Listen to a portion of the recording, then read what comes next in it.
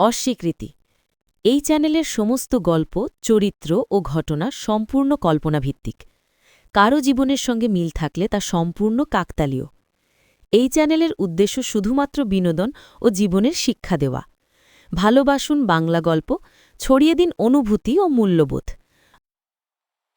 রাতের গভীর অন্ধকারে কলকাতার একটি পুরনো বাড়ির ছাদে দাঁড়িয়ে রাহুল তার হাতের মুঠোয় একটা ছোট্ট লাল রঙের ডায়েরি চেপে ধরে আছে।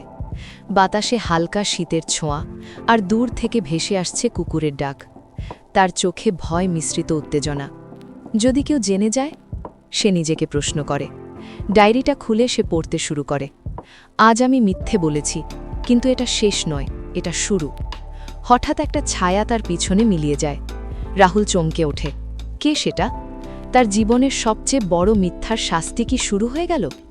রাহুল চ্যাটার্জি কলকাতার একটি মধ্যবিত্ত পরিবারের ছেলে।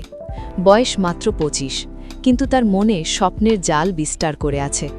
তার বাবা অমিত চ্যাটার্জি একটা ছোট্ট দোকানের মালিক, যেখানে চা বিস্কুট থেকে শুরু করে দৈনন্দিন জিনিসপত্র বিক্রি হয়।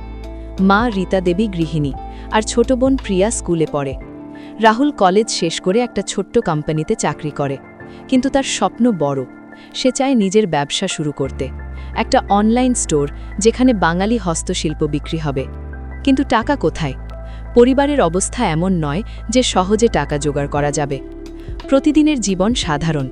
সকালে উঠে চা খেয়ে অফিস, সন্ধ্যায় ফিরে বাড়ি। কিন্তু রাহুলের মনে একটা অস্থিরতা। তার বন্ধু অভিজিৎ, যে একটা বড় কোম্পানিতে কাজ করে, সবসময় বলে, দোস্ত, জীবনে রিস্ক না নিলে কিছু হয় না। রাহুল ভাবে, কিন্তু কি ভাবে? একদিন অফিসে তার বস মিস্টার সেন বলেন, রাহুল, তোমার প্রমোশন হতে পারে, কিন্তু তোমাকে আরও কাজ করতে হবে। রাহুল হাসে, কিন্তু মনে মনে জানে এই চাকরি তার স্বপ্ন পূরণ করবে না।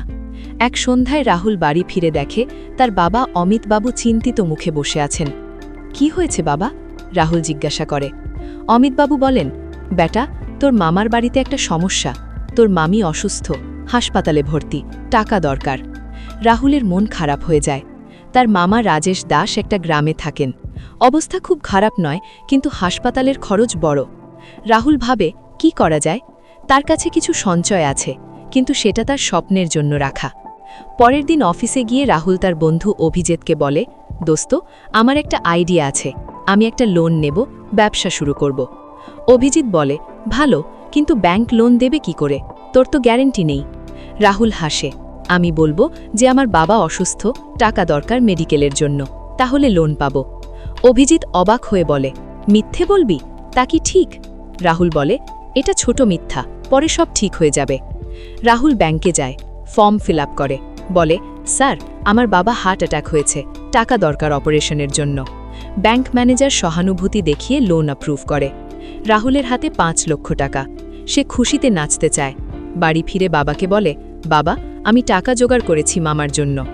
অমিতবাবু খুশি হয়ে বলেন, বেটা, তুই সত্যি আমার গর্ব। কিন্তু রাহুলের মনে একটা অপরাধ বোধ। প্রথম মিথ্যা বলা হয়ে গেল। রাহুল তার স্বপ্নের ব্যবসা শুরু করে। অনলাইন স্টোরে বাঙালি শাড়ি, হ্যান্ডিক্রাফটস বিক্রি শুরু হয়। প্রথমে ভালো চলে, কিন্তু ধীরে ধীরে সমস্যা দেখা দেয়। কাস্টমাররা কমপ্লেন করে, জিনিসপত্রের কোয়ালিটি খারাপ। রাহুল ভাবে, কি করা যায়? সে তার সাপ্লায়ারকে বলে, ভাই, জিনিসগুলো ভালো দাও। কিন্তু সাপ্লায়ার বলে, টাকা বেশি দিলে ভালো দেব। রাহুলের টাকা শেষ হয়ে যাচ্ছে। একদিন তার বোন প্রিয়া বলে, দাদা, তোর ব্যবসা কেমন চলছে? রাহুল মিথ্যে বলে, খুব ভালো প্রিয়া, অনেক অর্ডার আসছে। প্রিয়া খুশি হয়, কিন্তু সত্যি হলো ব্যবসার লসে চলছে। রাহুল তার বসকে বলে, স্যার, আমার ফ্যামিলিটি প্রবলেম, আমি ছুটি নেব। আসলে সে ব্যবসার জন্য সময় চায়। বস রাজি হয়, কিন্তু সন্দেহ করে। রাহুলের জীবনে এখন মিথ্যার জাল। তার গার্লফ্রেন্ড সোনালীকে বলে, আমার ব্যবসা সাকসেসফুল, শীঘ্রই আমরা বিয়ে করব। সোনালী বিশ্বাস করে, কিন্তু রাহুলের মনে ভয়, যদি সব ফাঁস হয়ে যায়। সে তার ডায়েরিতে লেখে, মিথ্যা বলা সহজ, কিন্তু লুকোনো কঠিন। 1 মাস পর অমিতবাবু রাহুলের রুমে তার ডায়েরি খুঁজে পান। তাতে লেখা, ব্যাংক লোনের মিথ্যা। অমিতবাবু শকড। তিনি রাহুলকে ডেকে বলেন, বেটা, এটা কি? রাহুল ভয় পেয়ে বলে, বাবা, এটা একটা স্টোরি, আমি লিখছিলাম। আরেকটা মিথ্যা। অমিতবাবু বিশ্বাস করেন না, কিন্তু চুপ করে থাকেন। প্রিয়া স্কুল থেকে ফিরে বলে, দাদা, তোর ফোনটা দেখি।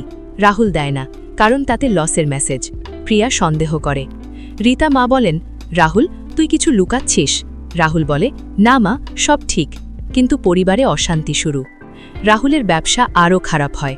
কাস্টমাররা রিটার্ন চায়। সে তার বন্ধু অভিজিৎকে বলে, দোস্ত আমাকে হেল্প কর। অভিজিৎ বলে, তুই মিথ্যে বলে লোন নিয়েছিস, এখন কি করবি? রাহুল বলে, আর একটা মিথ্যে বলবো যে ব্যবসা ভালো চলছে, ইনভেস্টর খুঁজব। অভিজিৎ মানা করে, কিন্তু রাহুল শোনে না। রাহুল একটা ইনভেস্টর মিটিংয়ে যায়। সেখানে সে বলে, আমার ব্যবসা প্রফিটে চলছে, লাস্ট মান্থে 2 লক্ষ প্রফিট। ইনভেস্টর মিস্টার গুপ্তা বিশ্বাস করে 3 লক্ষ ইনভেস্ট করে, কিন্তু সত্যি হলো ব্যবসার লসে। রাহুলের মনে আনন্দ, কিন্তু ভয়ও। একদিন সোনালি বলে, রাহুল তোর সাথে আমার বাবা কথা বলতে চান। রাহুল যায়। সোনালির বাবা বলেন, বেটা তোর ব্যবসা কেমন? রাহুল মিথ্যে বলে, খুব ভালো আঙ্কেল। কিন্তু সোনালির বাবা সন্দেহ করে। পরে তিনি চেক করে জানেন যে রাহুলের লোনের কথা। সোনালি কান্নাকাটি করে বলে, তুই মিথ্যাবাদী। রাহুলের সম্পর্ক ভেঙে যায়।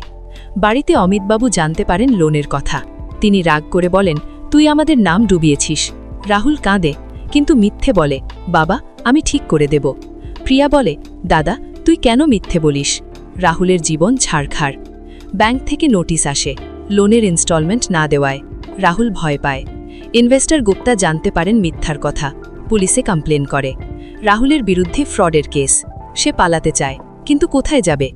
এক রাতে সে ছাদে যায়, ডায়েরি নিয়ে। সেখানে সে লেখে, মিথ্যা আমাকে ধ্বংস করেছে। হঠাৎ তার বাবা আসেন, বেটা সত্যি বল। রাহুল সব বলে।